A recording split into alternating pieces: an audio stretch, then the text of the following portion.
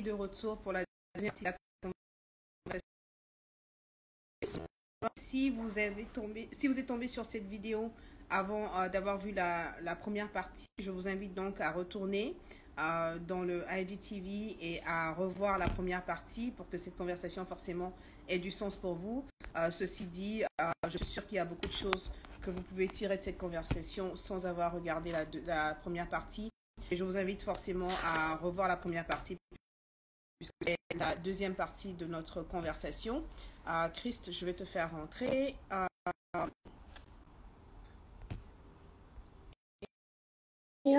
Bonsoir Wilfried, bonsoir Anaïs.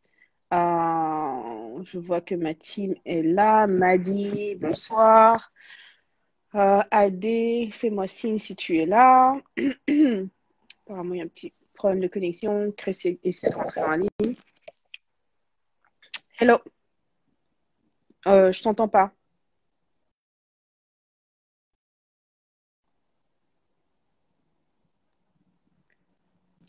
Vas-y, essaye encore. Je sais pas si c'est moi, mais je n'entends pas. Décalé, d'accord. Non, j'entends. Non, est-ce que vous entendez Christ? Est-ce que vous m'entendez moi? Tu m'entends Christ ou pas? Non, tu m'entends pas? Non? Euh, Ok, bah apparemment ils m'entendent, mais ils ne t'entendent pas. Je t'entends pas non plus, Christ. J'entends rien du tout. Euh, Ce que je vais essayer de faire, je vais essayer de te sortir et je te reprends dans la ligne. Alors, ils m'entendent moi, mais ils ne t'entendent pas. Je crois que c'est de ton côté, Christ. Je sais pas. Essaie de voir si tu es bien, tes écouteurs sont bien dans le truc. Je sais pas. On t'entend pas. Non? On t'entend, mais pas Christ. Donc, du coup, je sais pas. Je sais pas ce qui se passe. Euh, c'est de ton côté. Ouais, c'est de ton côté. Donc, pendant que Christ est en train d'arriver, encore une fois, n'oubliez pas de partager la conversation. Euh, et si vous ne l'avez pas encore découvert, je vais mettre l'adresse du blog pour que vous puissiez aller découvrir le témoignage de Christ. Ok, il n'y a pas de souci. Vas-y, on te laisse te coordonner. Je te sors et je te reprends. Donc, on va laisser le temps à Christ de gérer son petit souci technique. Je vais moi aussi de mon côté m'assurer que je suis sur mon réseau et pas sur l'Internet parce que tout à l'heure, j'ai remarqué que l'Internet déconnait un petit peu.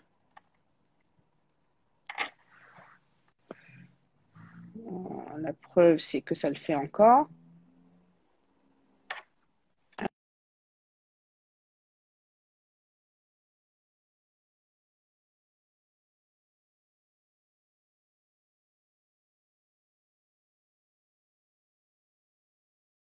Alors, j'espère que cette fois-ci sera beaucoup plus stable parce que je suis passée sur mon réseau et pas sur l'Internet. Je vais essayer de caler ce truc-là pour qu'on soit bien. Donc, dites-moi déjà, par rapport à la première partie, si vous aimez la conversation, quels sont les sujets dont vous aimeriez qu'on parle beaucoup plus. Et puis on va essayer de partir de là. Désolé les gars. Oh, okay, let me go live, please. Yeah, sure. Dites-moi ce que vous appréciez de la conversation. Posez vos questions dans le chat. Allô? Oui. Ouais. Vous m'entendez? Par contre, j'ai enlevé mes écouteurs.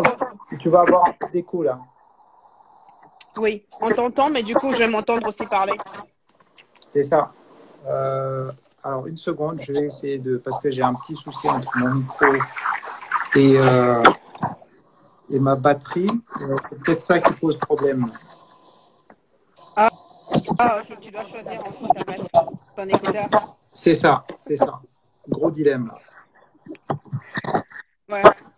C'est pour ça que j'ai dû passer à cela, parce que c'est... Exactement. Je suis désolé. Les aléas du direct. tout à fait, tout à fait. On va essayer d'alterner juste les interventions pour pas qu'il y ait trop de overlap au niveau des voix. Ça marche. Très bien. Donc tout à l'heure, tu étais en train de nous parler, en fait, on parlait de la dîme, donc je vais te laisser continuer.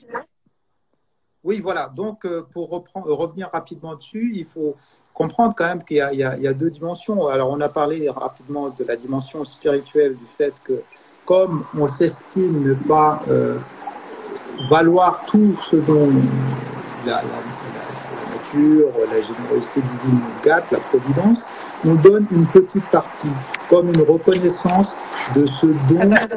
Oui. Du coup, on entend beaucoup plus les bruits autour de toi. Ah mince. Alors, je fais la tentative, mais j'ai peur de remettre les micros. Je pense que j'ai un petit peu de batterie, mais en espérant qu'il n'y ait pas trop de...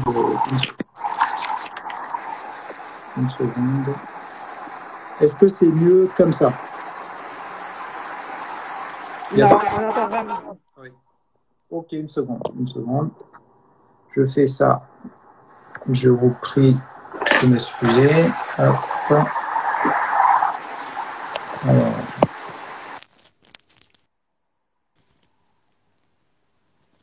See, that's why I wanted to use my computer. I was not sure. Yeah, but with the computer, you cannot do lives. Yeah. Okay. Is it better now? Yes, perfect. Okay, let's try it like that. I hope the battery is good enough for a few minutes. Hopefully.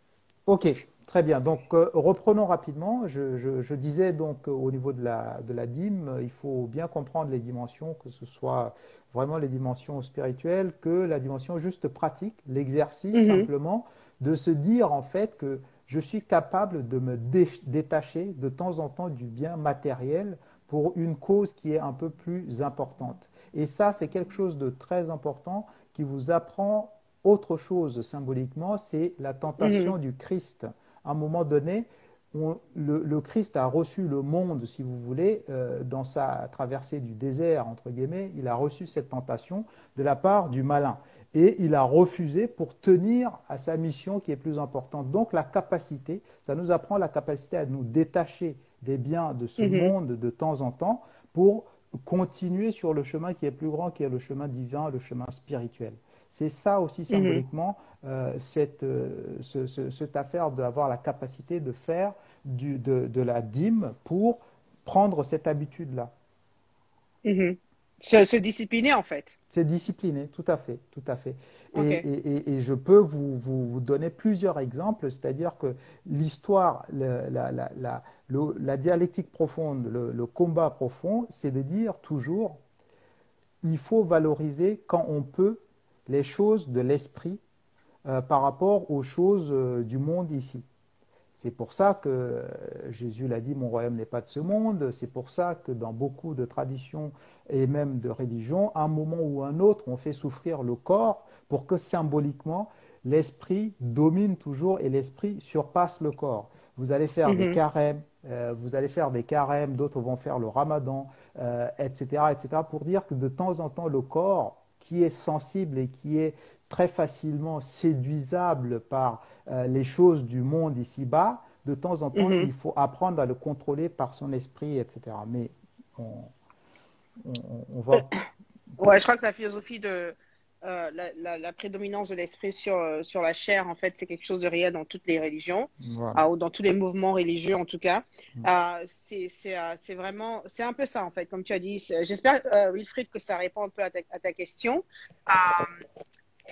Et donc l'autre point dont j'aimerais parler, avant que ta batterie ne coupe, on va parler de comment en fait gérer les relations. Donc, en tant que célibataire Christ, et au vu de tout ce qu'on a parlé, c'est-à-dire gestion du temps, de l'énergie, gestion de ses priorités, comment est-ce que tu gères une relation? Parce que de toi et moi, on a eu des conversations, tu n'es pas comment dirais-je, quelqu'un qui croit en relation, c'est ça? Je peux dire ça comme ça ou est-ce que je me suis trompée? C'est pas tout à fait ça. C'est-à-dire que je ne suis pas quelqu'un qui croit en des relations factices.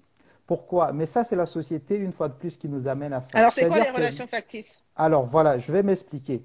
C'est-à-dire que moi, quand je rencontre, aujourd'hui dans notre société capitaliste, etc., quand on rencontre une personne, très rapidement, la première question qui va venir, tu fais quoi dans la vie? Moi, je veux aller Mhm, plus loin. Je veux qu'on commence par l'être d'abord, c'est-à-dire qui tu es, et après, mhm. qu'est-ce que tu fais dans la vie? Parce que qui tu es me donne des réponses qui sont beaucoup plus profondes que simplement qu'est-ce que tu fais dans la vie. Si je te demande qui tu es, tu prends le temps de réfléchir un peu avant de me répondre. Bah, moi, oui, je suis quelqu'un qui essaye de bien comprendre les autres, je suis quelqu'un de généreux en réalité. C'est-à-dire, ça te fait Mhm, poser des questions sur ton être mhm, avant même de dire ce que tu fais. Parce que ce que tu fais, c'est la surface, c'est facile. C'est-à-dire que je ne sais pas qui tu es, mais tu peux être avocat, tu peux être médecin, etc. Mais ça ne dit pas ce que tu fais et ta ce que tu nature. es, ta nature. Et donc, OK. moi, en fait, c'est que j'essaye de balayer très rapidement les relations factices, justement, parce que je suis, et une fois de plus, là, je m'inscris dans la capacité à combattre les apparences pour aller chercher ce qu'il y a au fond des gens. Mhm, C'est pour ça que les tentations, si vous observez dans la Bible, etc., c'est que la punition ou bien la tentation de Dieu qui a fait avec Job, c'était de le dépouiller de tous ses biens, c'est-à-dire tout ce qui fait son apparence pour aller chercher au fond de son être, si l'être est mhm, bon ou pas. Si c'est mhm, lui-même est bon ou pas.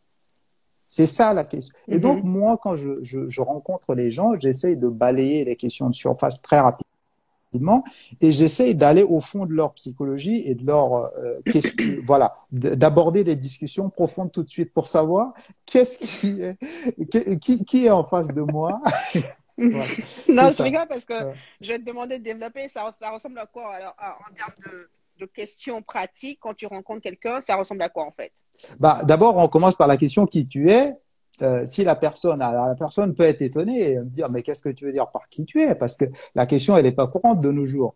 Bah, après, Mhm, tu approfondis, tu dis, j'aimerais savoir au fond de toi, qu'est-ce qui, toi, te ouais. touche dans la vie? Qu'est-ce qui est important pour toi dans la vie? Mhm, Comment tu abordes le monde? Comment tu vois le monde? Etc. C'est ça qui tu es. Et c'est ça qui m'intéresse de d'accord. comprendre. Après, si c'est pour savoir que oui, tu sais défendre une personne devant une cour, tu sais apprendre à un enfant de dire 2 plus 2 égale 4, ça vient, mais c'est pas la plus profonde des questions pour essayer de comprendre quelqu'un. D'accord. Donc, comprendre qui est la personne, ça, ça ressemble à une interview de job de futur mari. Non, non, non, pas du tout. Parce que du coup, écoute, on est en pleine conversation et Mhm. je sais que Chris a un fan club. Donc, en tant que membre du club, Oh. qui est récemment, je pose des questions au nom de tout le monde. Euh, Donc, concrètement, oui. concrètement, Chris, donc, Mhm. qui est la personne? Mhm. La suite, en fait, c'est donc il y a certaines personnes dans les relations qui s'attendent en fait à recevoir beaucoup de l'autre ou comme on dit que genre j'attends ma moitié. Ce n'est pas mon point de vue, mais quel est en fait et je pense que si les gens ont suivi le début de la conversation, ils s'attendront un petit peu à ta réponse, mais par rapport à ton point de vue, à ta philosophie de vie que tu apportes avec nous, quel est en fait justement ton point de vue par rapport à ça? Bon, Euh, déjà, moi, je pense Oh, que c'est intéressant, il y a la question de Wilfried, je te garde ça pour après. ok, ok, après. Non, non, mais déjà, moi, j'aborde les choses en me disant, d'abord, euh, quelqu'un qui dit je vais trouver ma moitié est quelqu'un qui, justement, échappe à un travail qui lui est nécessaire. C'est une personne qui veut échapper à un travail qui lui est nécessaire parce que tu ne trouveras réellement, en réalité, pas ta moitié, mais tu vas retrouver quelqu'un qui va, comment dire, qui va entrer en réelle union avec toi, pas parce qu'il te manque une partie, non, c'est parce que tu es complète, tu vas Mhm. rencontrer une autre personne qui va arriver à être complète et c'est de là que va naître une union qui va encore créer un troisième être. Un troisième être, c'est l'être qui est le dialogue de ces deux êtres-là, euh, Mhm. qui sont des êtres complets. Et tu ne pourras m'apprendre des choses qui me transcendent que seulement parce que tu as conquis ta propre personnalité, que tu es toi-même.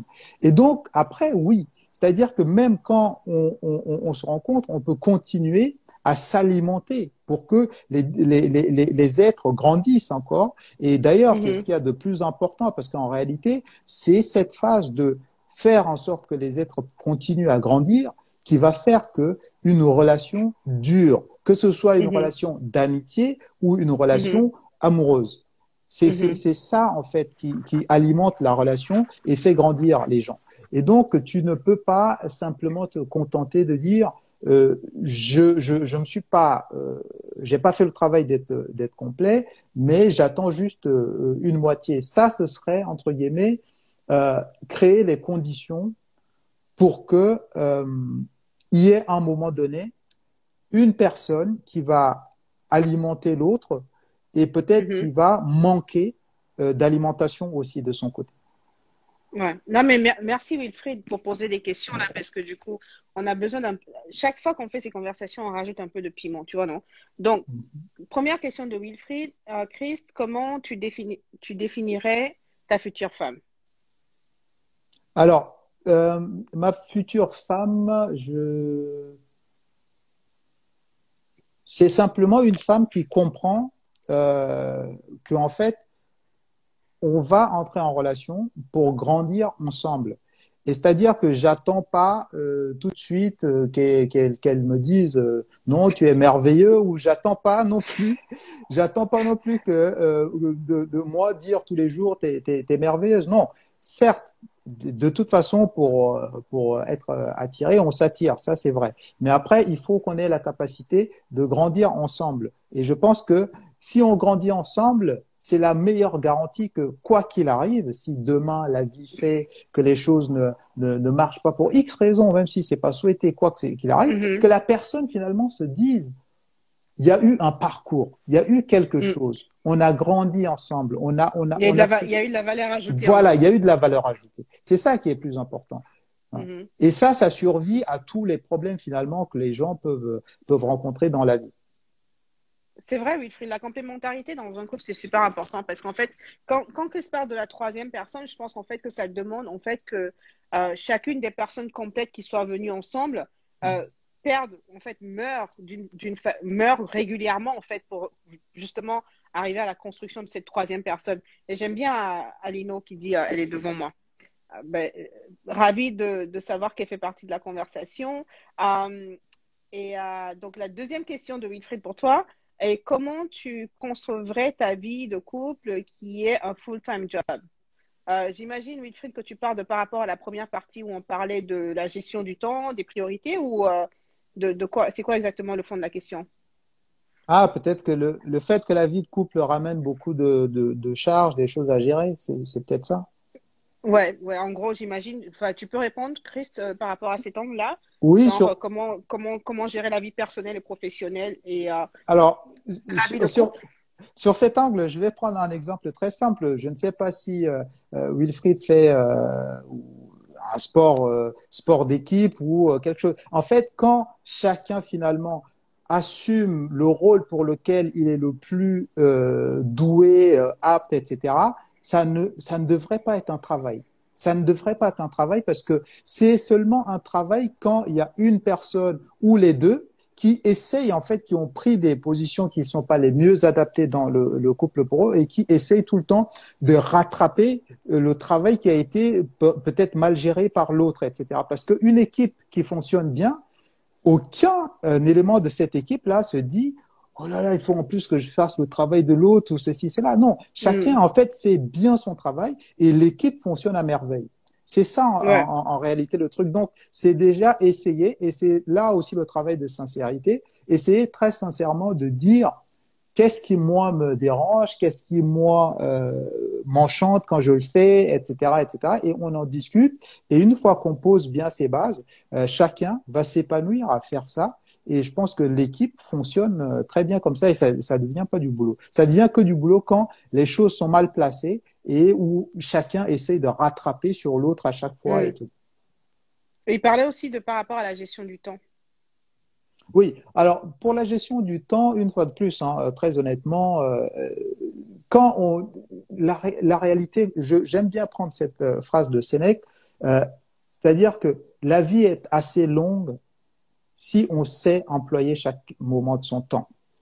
La vie est assez longue si on sait employer chaque moment de son temps. Parce que on a l'impression qu'on n'a pas de temps pour ci, on n'a pas de temps pour ça, etc. Et que la vie de couple va être... Non, si on emploie bien le temps, c'est-à-dire que quand je suis vraiment, je sais pas, avec madame, je suis à 100% et puis après, on profite au maximum et en profitant au maximum, on a une réserve de souvenirs qui fait que même si après, je me donne 10 heures à faire autre chose où on ne se parle pas, cette réserve d'énergie et de moments partagés permet de compenser cela. Le problème, c'est qu'en fait, on fait tout à moitié.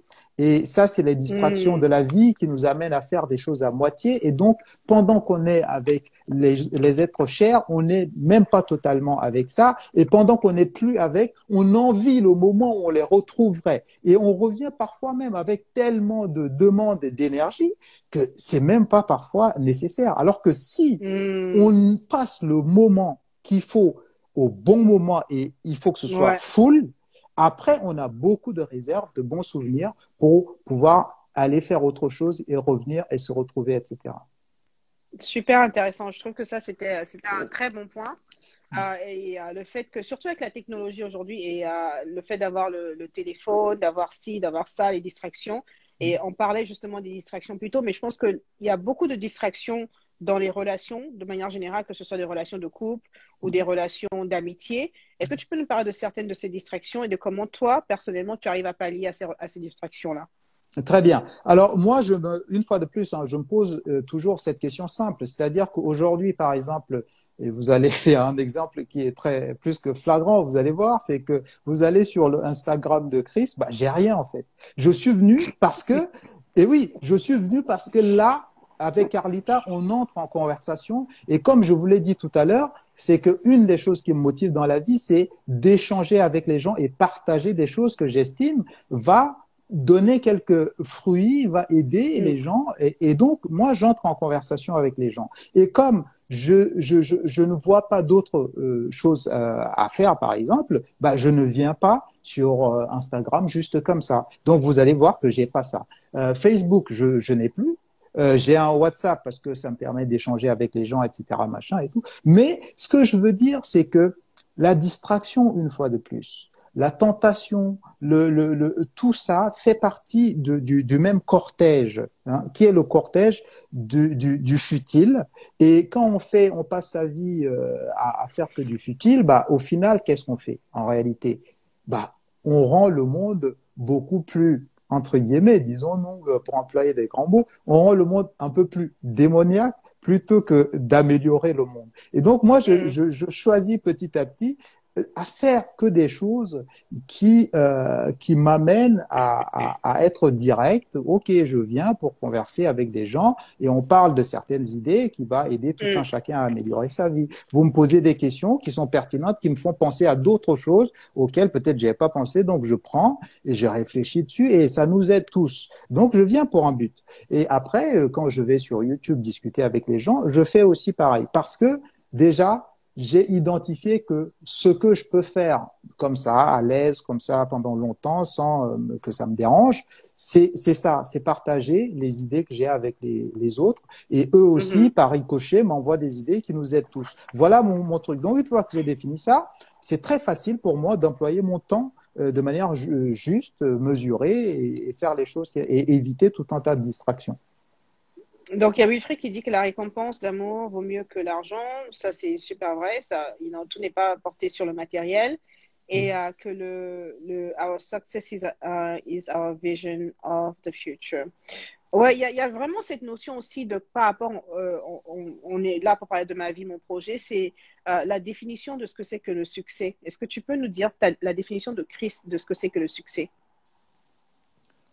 Le succès, une fois de plus, c'est que peu importe ce que tu fais, peu importe ce que tu fais dans la vie, c'est de se demander, vu que la vie, par définition, est quelque chose de fini, Mhm, vous savez, dans succès, il y a l'idée de succéder, d'accord? Ce qui va venir après. mhm, C'est-à-dire, qu'est-ce que, si je vis ma vie comme ça, comme je la vis tous les jours, au quotidien, à la mhm, fin, à la fin, qu'est-ce qui succède à ma vie? C'est ça le succès. Arriver à créer quelque chose, à faire quelque chose qui fait que demain, là, je parle avec Wilfried, Audifax, etc., machin et tout. Mais si demain, parmi nos échanges, ils ont retenu une idée que demain, ça leur permet, je sais pas, de faire quelque chose, et etc. Moi, si je meurs, il y a quelque chose qui m'a succédé. Une petite partie de mhm, mon idée qui m'a succédé. Voilà, c'est ça. mhm, Si je fais une mhm. entreprise, et c'est comme ça qu'il faut Oups, voir les choses. C'est comme ça qu'il faut voir les désolée. choses. Et c'est comme ça qu'il faut voir les choses. Et vous allez voir que naturellement, ça va vous permettre de voir grand les choses. Pourquoi? Parce que si je me dis, par exemple, je suis une entreprise, je sais pas, je veux faire des ordinateurs, eh ben je dis, je fais quelque chose de manière à ce que, même quand je suis plus là, ça va Mhm, bénéficier à des gens et ça va me succéder. Voilà, mhm, voilà pour moi le baromètre pour essayer de mesurer le succès qu'on aura dans sa vie. Je vais vous donner un exemple très simple. Si je me contente d'aller faire quelque chose qui ne regarde que ma petite personne du début à la fin de ma vie et que je ne mange que pour moi, tout ce que j'ai pu avoir, etc., que je fais exclusivement que pour moi. À la fin, je disparais, il n'y a rien qui me succède. Parce que je n'ai à aucun moment partagé avec quelqu'un, je n'ai à aucun moment aidé une autre personne à améliorer quelque chose dans le monde, etc. Et donc, ça mhm. n'a été que pour moi. Donc, le succès, quelque part pour toi, c'est cette notion de pouvoir partager de soi, partager Oui, de ses ressources, quelles que soient ces quel ressources-là, que soit. y compris de soi. Ok, super. Donc, j'imagine que c'est, comme on dit ici, like build legacy, dans la notion de laisser quelque Et, chose derrière soi, en fait. exactement, Et exactement. ça revient à un truc que je dis souvent, que en fait, c'est pas par rapport à la popularité, c'est par rapport à l'impact en fait qu'on laisse, à l'influence qu'on laisse sur les gens. Et je Oui, pense que beaucoup de personnes pensent qu'en fait, être un influenceur, c'est avoir tant de followers. Et pour moi, être un influenceur, c'est avoir de l'impact sur la vie des gens. Donc, si à travers ce que je fais, ça impacte la vie de Wilfried aujourd'hui qui va aller s'asseoir et va se poser la question, OK, comment est-ce que je change mes priorités, ou de Madi qui est là, ou de Ada qui est là, ou toutes ces personnes qui sont là, bah, j'estime que je suis une influenceuse. Donc, oui, je veux vraiment que les gens arrivent à comprendre ça, même que les parents arrivent à comprendre que en donnant l'exemple à leurs enfants, en élevant leurs enfants sur le schéma de vivre en étant l'exemple, qui est une série qu'on a faite le mois dernier d'ailleurs, vous êtes des influenceurs. Donc, il faut vraiment, vraiment faire super attention en tant que parent euh, de ce que vous faites, comment vous faites, ce que vous dites, parce que vous êtes en train d'influencer les enfants. Moi, je suis le résultat de l'influence de ma famille, de mes parents, et même de mes tantes et de mes oncles. Quand je parle de la famille, c'est pas juste mon père et ma mère directement, parce que j'ai eu une enfance où j'ai grandi avec mes tantes, mes oncles et tout ça. Donc, c'est super important, et je veux que les gens comprennent ça, c'est que être un influenceur, ce n'est pas avoir tant de followers. C'est bien si tu as tant de followers, surtout si tu arrives à avoir de l'impact en fait dans leur vie. Si tu as 10 000 followers et que tout ce que tu dis impacte la vie de chacun de ces 10 000 followers, génial. Si tu as un follower et que ton impact sur la vie de cette personne permet à cette personne peut-être plus tard d'influencer la vie de 10 000 personnes, tu es un influenceur. Donc, je veux vraiment qu'on ait cette conscience de soi qui nous permet non seulement d'approfondir notre recherche et en termes d'identité de soi, en termes de vouloir avoir des richesses intellectuelles, matérielles, ou quel que soit ce qui vous fait plaisir. Franchement, je ne vais pas vous dire de ne pas faire ce qui vous plaît, mais mais avoir de l'impact sur la vie des gens, en fait. un exemple très simple, je sais pas, il y a eu des, je sais pas, il y a eu des empereurs romains qui avaient le monde à leurs pieds au temps de Jésus, non? Et Jésus en face avait 12 apôtres, d'accord? Mhm. Aujourd'hui, combien de gens se souviennent de ces empereurs et de ce qu'ils ont fait, et combien de milliards de gens aujourd'hui suivent les enseignements de Jésus, de ne pas tuer, de faire un monde meilleur, etc., etc. Combien? Donc, le but, c'est l'impact qu'on va avoir sur les gens. Même si on a un très petit nombre, c'est que, contrairement aux choses matérielles, les choses de l'esprit ne dépendent pas seulement du quantitatif tout de suite. C'est-à-dire qu'il suffit, par exemple, de bien influencer, impacter une seule personne. Peut-être que demain, cette personne, lui, par ses actes, peut en influencer des millions. Mais tout ça part toujours de la même source, entre guillemets. Donc, il faut se contenter de faire, d'avoir un impact positif, peu importe le nombre de gens, et sachant qu'au sortir de là, il y a beaucoup de gens qui peuvent peut-être demain bénéficier de tel ou tel apport qu'on a donné. Il faut pas ramener mais ça c'est le malheur de notre monde, c'est que ramener à une vision très comptable tout de suite, égoïste tout de suite et ici et maintenant. Les choses de l'esprit transcendent toujours le monde. Toujours, toujours. Bah, je pense qu'on a un peu couvert un peu le tout. Je sais pas si encore dans les commentaires vous avez des questions ou des points que vous voulez forcément qu'on discute un peu plus. Mais je pense qu'on a parlé de la gestion du temps, on a parlé de la gestion de son énergie, on a parlé de la gestion des finances, des ressources de manière générale. Et on a parlé d'investir en soi, c'est-à-dire s'éduquer. On a parlé des relations, entre autres des relations hommes-femmes. De la famille aussi, j'imagine, d'une façon indirecte. Et puis là, je pense qu'on a conclu un peu en parlant justement, dans la même lignée que les relations, l'impact, en fait, avoir de l'impact sur la vie des gens. Donc, en gros, ma vie, mon projet, c'est d'impacter les gens. Et j'imagine que c'est la même chose pour Christ. Et donc, voilà, il y a Wilfried, il est en forme pour toi aujourd'hui. Donc, Wilfried demande... Christ, comment tu évalues ton impact sur l'Afrique aujourd'hui et demain?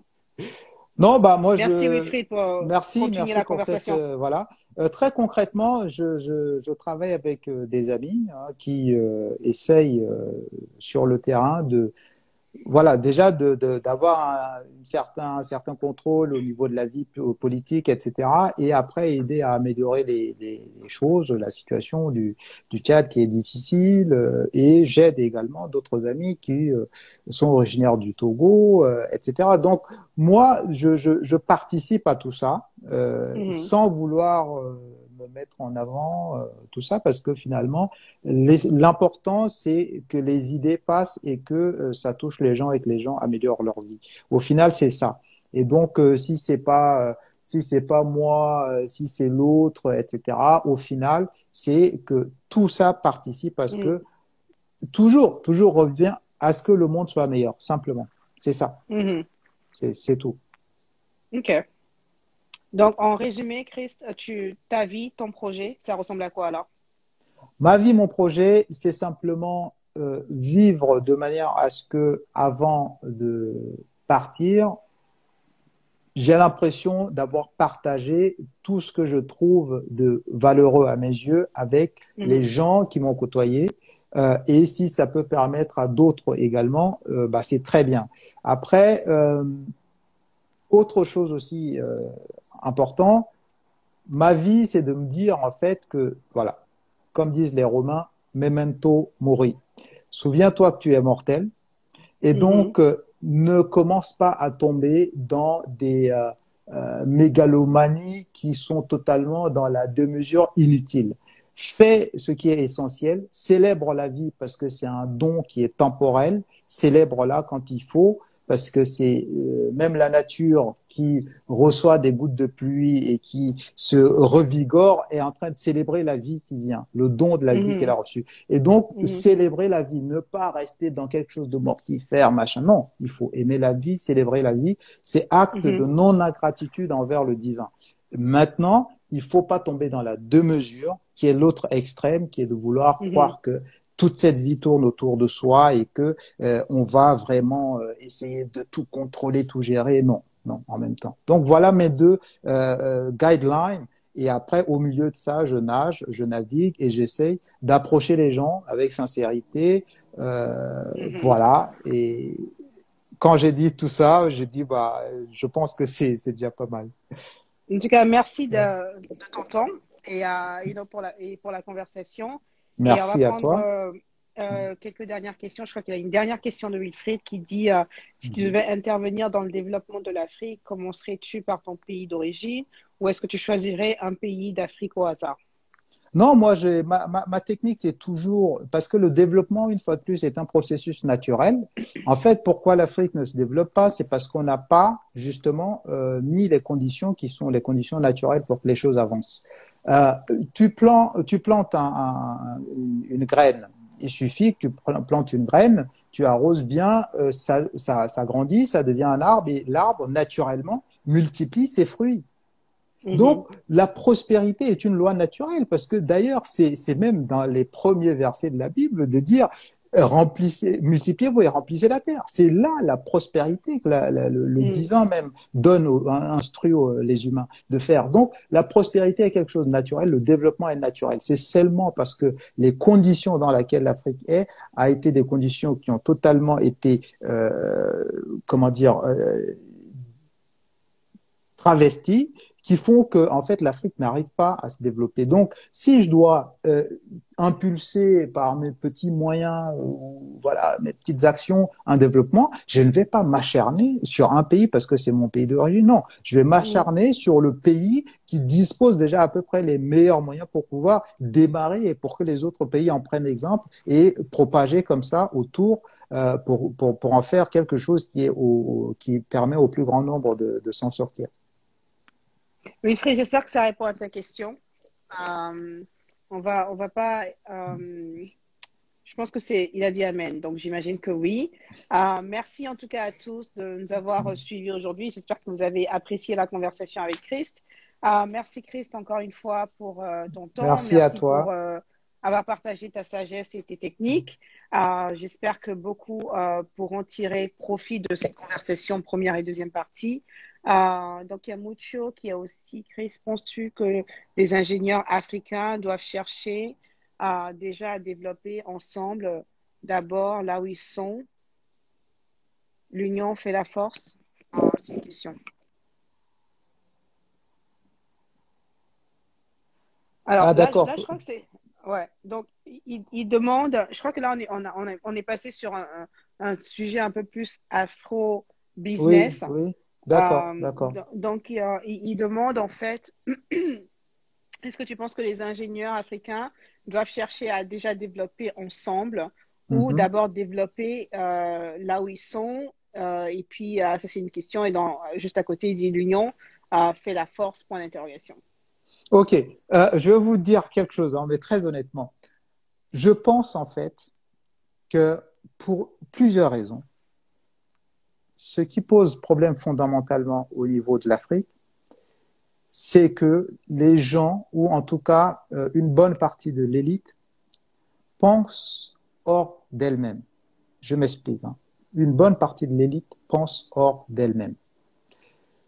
Quand vous avez un environnement à développer, quand vous avez des choses à faire dans un environnement, vous observez d'abord cet environnement et de cet environnement vont sortir les solutions. Le problème, c'est qu'en fait, beaucoup ont inutilement passé trop de temps à réfléchir sur tout le monde extérieur avec beaucoup d'idées, mais ils oublient de faire quelque chose, c'est revenir à soi. C'est-à-dire, une fois Hmm. qu'on a fait le tour et qu'on a capté beaucoup de choses, il faut revenir à soi. Et quand on revient à soi, qu'on va voir en fait avec une clairvoyance tout ce qu'il y a autour de nous et quels sont les moyens de développer tout ça. Et ça, c'est là où une grande majorité d'élites africaines pêchent. C'est qu'ils restent avec leur mentalité hors sol, hors d'eux, avec les idées qui sont là, en surface, suspendues, mais qui ne s'enracinent pas dans la réalité africaine. Et ça, si on ne le fait pas concrètement, on a encore beaucoup d'années à perdre devant nous. Et c'est ça le gros souci. Parce que je dis toujours aux gens, quand vous apprenez quelque chose, à un moment donné, il faut maintenant le transvaser dans votre environnement. Et si une personne qui vit au désert emploie l'expression j'ai traversé le désert, il sait ce qu'il veut dire. Il veut dire il a traversé des difficultés parce que ce désert est aride et c'est seulement quand il a atteint un oasis qu'il a retrouvé un peu de vie.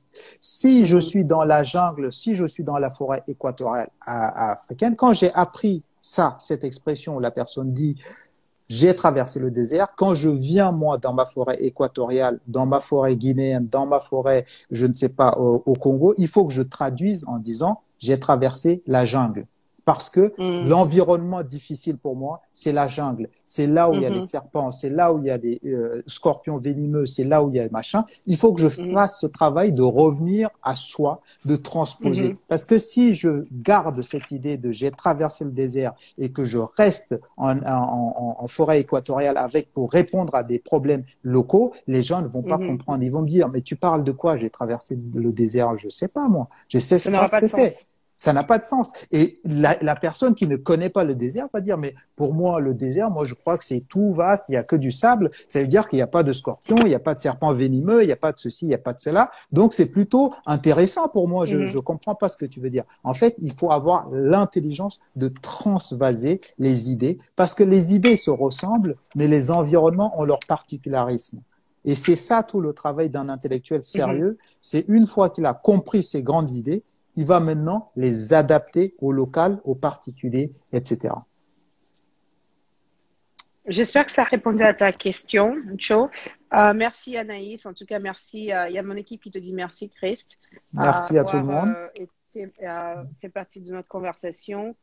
Merci à tous. Merci à ma team aussi, parce que je ne ferai pas ce que je fais sans avoir l'équipe que j'ai derrière moi. Donc, je vous remercie en tout cas tous d'être là et de supporter ma vision.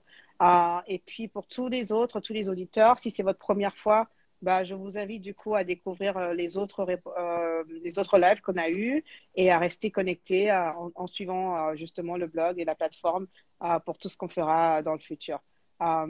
Merci pour ce live. Merci à toi aussi, Wilfried, d'avoir été part de cette conversation. Et puis, je vous dirai à bientôt.